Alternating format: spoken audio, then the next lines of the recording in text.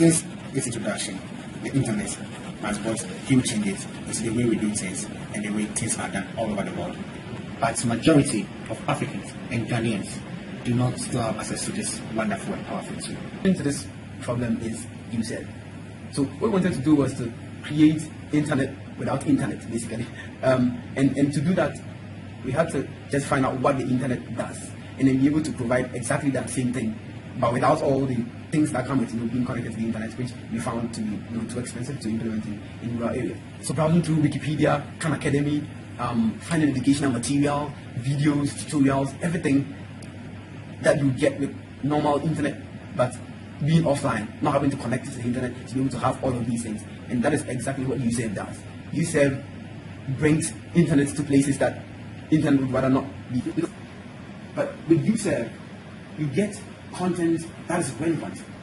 You get content that is useful to the user. If it's a student, it's student-specific content. It protects the student from a lot of unwanted material. This is a really huge added advantage that we are also very, very excited about. Another wonderful aspect of the server is the ability for you to turn it into a computer with the addition of a keyboard and a monitor. We are also going to come up with our own customized PC using the USERV, which we call the UPC. The UPC addresses cases in which remote areas don't have access to computers.